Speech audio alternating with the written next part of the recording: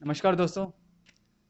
आज हमारे साथ है रजनी शेट्टी जी, जो कि एक्स प्रेसिडेंट है महिला मोर्चे की और स्पोक्स पर्सन बीजेपी से। आइए इनसे बात करते हैं कि कल जो एब्रोगेशन को 3 साल हो चुके हैं, उस पर इनके क्या राय है, और जो पीडीपी ने कल ब्लैक काला दिवस मनाया उस पर ये क्या कहते हैं। आइए इनसे बात करते हैं। मैम, स्वागत है आपका। धन्यवाद जी। मैम, कल ब्लैक डे मनाया गया और आपने इंडिपेंडेंस डे भी बनाया, ये क्या चीज़ थी? नहीं, बीजेपी के लिए तो एक किस्म से ये आज़ादी का दिन है। पिछले 70 साल में हमारे जो जम्मू कश्मीर के लोग हैं, वो कहीं न कहीं एक दुःख दुःख एटमॉस्फेयर में रह रहे थे। जो यहाँ की लीडरशिप थी, उन्होंने कहीं न कहीं गुलाम बना कर रखा हुआ था जम्मू कश्मीर के लोगों का। तो मुझे लगता है कि हमारे लिए एक ऐतिहासिक दिन है। 5 अगस्त 2019 को ये 370 और 35 ए को खत्म कर दिया गया। शायद पीडीपी के लिए काला दिवस होगा, क्योंकि उनके लिए वोट बैंक की राजनीति खत्म हो चुकी है। लोग समझ चुके हैं कि वो किस तरीके की राजनीति जम्मू कश्मीर में कर रहे थे, और लोग जागरूक हो चुके हैं और पीडीपी का नकाब उनके चेहरे से उतर चुका है। आप कह रहे हैं पीडीपी के लिए काला दिवस था, लेकिन इसी पीडीपी को आप गुपकार गैंग भी कहते हैं। लेकिन जब ऑल पार्टी मीट होती है, आप इनको दिल्ली भी इनवाइट करते हैं। ये तो एक फॉर्मेलिटी है। जो यहाँ की रीजनल पार्टीज हैं, उनको बुलाना एक हमारा एक दायित्व बनता है हमारे प्रधानमंत्री जी का। उनका फर्ज बनता है कि चाहे एनसी है, पीडीपी है, या कोई भी यहाँ के रीजनल पार्टीज हैं, उनको बुलाना एक दायित्व बनता है। उस नाते से उनको बुलाया गया है। तो जैसे प्रधानमंत्री जी उनको बुलाते हैं, उस नाते से वो अपना दायित्व निभा नहीं रहे। प्रधानमंत्री जी बार बार कोशिश करते हैं कि शायद वो सुधर जाएं, शायद वो जम्मू कश्मीर की चिंता करें, मगर कहीं पे भी ऐसा दिखने को नहीं मिल रहा। उन्होंने कल फिर से साबित कर दिया कि वो यहाँ की जनता का हित नहीं चाहती। वो जम्मू कश्मीर की जनता को सिर्फ वोट के लिए इस्तेमाल करना चाहती है। इसीलिए उन्होंने कल काला दिवस मनाया। 370 एब्रोगेट हुए 3 साल हो गए, इसके बाद डोमिसल आया। डोमिसल आने से पहले वुमेन को राइट्स नहीं दिए जाते थे, प्रॉपर्टी राइट्स नहीं थे। लेकिन अब जो अभी रिसेंटली 2-3 हफ्ते पहले एक ऑर्डर आया डोमिसल में, स्पाउस में हस्बैंड, उनको राइट्स दिए जा रहे हैं। इस पर आप क्या कहना मैं यही बता रही हूँ आपको, 370 और 35 ए का जो हमें खत्म करने का जो फायदा हुआ, ज्यादातर फायदा हमारी महिलाओं को हुआ, हमारे गोरखा समाज को हुआ, वाल्मीकि समाज को हुआ। 2 साल कंप्लीट हुए हैं 370 को खत्म हुए, 2019 में ये समाप्त हुआ है। मुझे लगता है कि जो महिलाएं अपने आप को एक दूसरी श्रेणी में बैठी हुई महसूस करती थी, वो कहीं ना कहीं उनको एक इज्जत मान की जिंदगी जीने का एक फिर से शुरुआत जो जम्मू कश्मीर में हुई है। पहले महिलाओं की शादी अगर बाहर के स्टेट के किसी आदमी के साथ होती थी, तो उनके जो हक हकूक होते थे मायके के, वो खत्म हो जाते थे। उनके बच्चों की जो राइट्स थे वो खत्म हो जाते थे। उनका हस्बैंड यहाँ पर जगह नहीं ले सकता, क्योंकि लड़की का जब सारा राइट खत्म हो गया, तो नेचुरली उसके हस्बैंड का तो कोई राइट नहीं। तो पिछले दिनों एक ऑर्डर पास किया गया है, जिसमें एक हस्बैंड को भी डोमिसाइल दिया गया। और उसकी ऑलरेडी वाइफ का स्टेट सब्जेक्ट बना हुआ था, जिसके तहत हस्बैंड का भी स्टेट सब्जेक्ट डोमिसाइल बन गया। और एक सराहनीय कार्य है जो हमारे आदरणीय प्रधानमंत्री जी ने केंद्र से निर्देश दिए और हमारे एलजी साहब ने यहाँ पर इम्प्लीमेंट करवाए। है? एब्रोगेशन हो चुकी है और बीजेपी क्या क्या पॉलिसी बना रही है बेटरमेंट जम्मू के लिए, कि कैसे जम्मू की पार्टी मानी जाती है अगर बीजेपी कि जम्मू के हित के लिए काम करेगी? तो क्या क्या आप कुछ ऐसे कुछ अहम फैसले 370 को छोड़ के, कुछ अहम फैसले? पिछले लगातार जब से प्रधानमंत्री जी ने 2014 में कमान संभाली है देश की तो चिंता वो कर रहे हैं, और जम्मू कश्मीर की भी चिंता वो लगातार कर रहे हैं। बड़े बड़े डिसीजंस जम्मू कश्मीर को लेकर हुए हैं। चाहे एम्स की बात करूं, चाहे आईआईटी की बात करूं, बच्चों के फ्यूचर के लेकर अलग अलग स्कीम्स की बात करूं, महिलाओं को जागरूक करने की बात करूं, ट्रिपल तलाक की बात करूं, मुस्लिम बहनों के लिए जो हुई है। सिर्फ हिंदू बहनों के लिए उन्होंने काम नहीं किया, मुस्लिम बहनों के लिए भी काम किया। हमारे युवाओं के लिए काम हो रहा है, और अलग अलग डेवलपमेंट प्रोजेक्ट्स पे काम हो रहा है। टनल्स खुल रही हैं, रोड वाइडन का काम चल रहा है। तो ऐसे बहुत से काम हो रहे हैं, मगर लगा पिछले 1.5 साल से लगातार आप लोग देख रहे हैं कि कोरोना काल चल रहा है, जिस कारण बहुत से डेवलपमेंट वर्क्स को स्टॉपेज लग गई है। तो अब फिर से शुरुआत हो रही है। उम्मीद रखनी चाहिए कि प्रधानमंत्री हमारे केंद्र में है और एलजी साहब यहाँ पर हमारे जम्मू कश्मीर में है। जम्मू कश्मीर के लिए हर दिन कोई नया ऑर्डर आपके सामने आ रहा है, जिसके तहत लोगों की सुविधा को देखते हुए ऑर्डर्स को दिया जा रहा है। जैसे आप कह रहे हैं हर दिन नया नया ऑर्डर आ रहा है, लेकिन इन्हीं ऑर्डर के बीच में जो यूथ है हताश महसूस कर रहा है, उसकी जो जॉब एप्लीकेशन एज है वो कम कर दी जाती है। 82 to 89 एक डोमिसाइल प्रोविजन था पहले एसएससी यूपीएससी के लिए, वो खत्म कर दिया जाता है।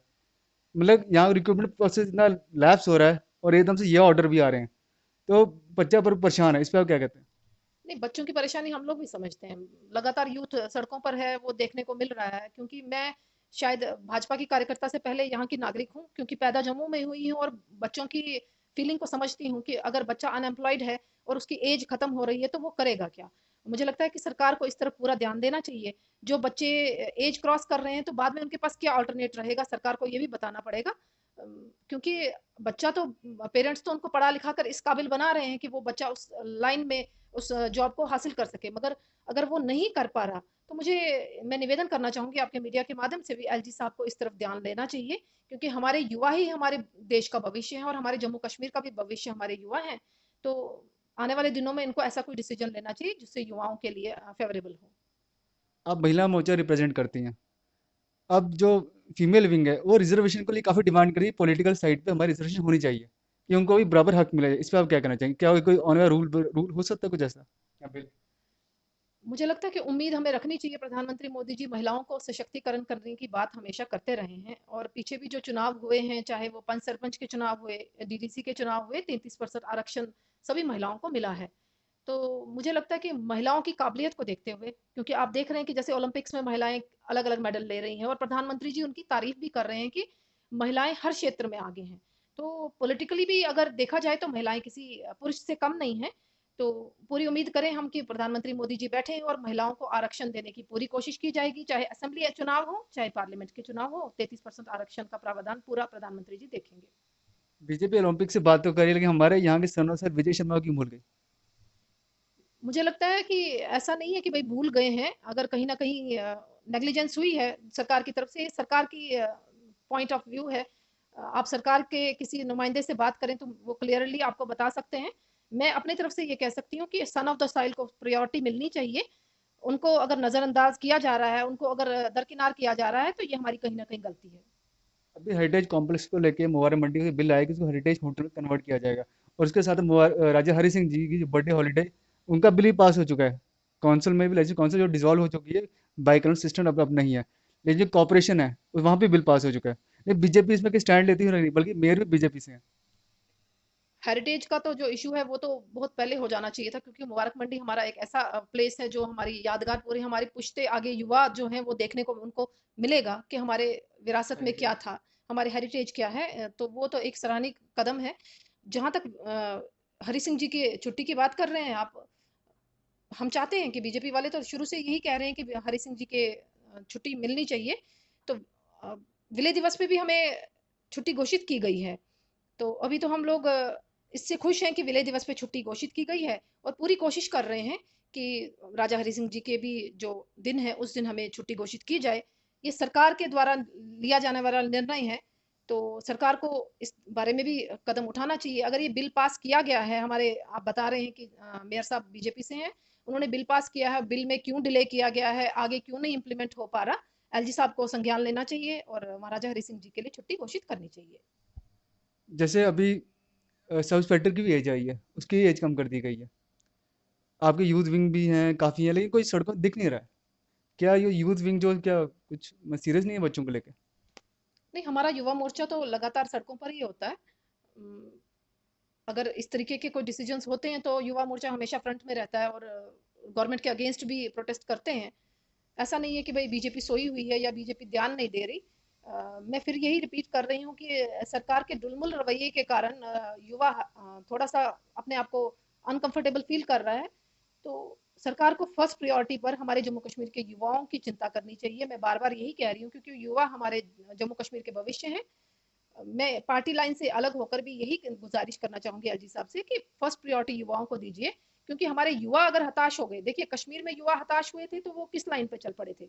तो जम्मू के युवा हताश होके आप उनको इस तरीके से मत उकसाइए कि भाई वो कहीं ना कहीं कुछ और रास्ता चूज करें, क्योंकि पढ़ लिख कर अगर युवा बेरोजगार रहेगा तो उनका दिमाग कहीं ना कहीं गलत रास्ते की तरफ चल पड़ेगा। तो एलजी साहब से निवेदन करना चाहूंगी युवाओं की चिंता करें। जैसे राजीव गांधी खेल रत्न अवार्ड का नाम चेंज कर दिया गया, मेजर ध्यानचंद जी पे नाम पे रखा गया है। इस पर आप क्या कहना चाहिए? ये बहुत पहले ऐसे कदम उठा लिए ने जी ये थे।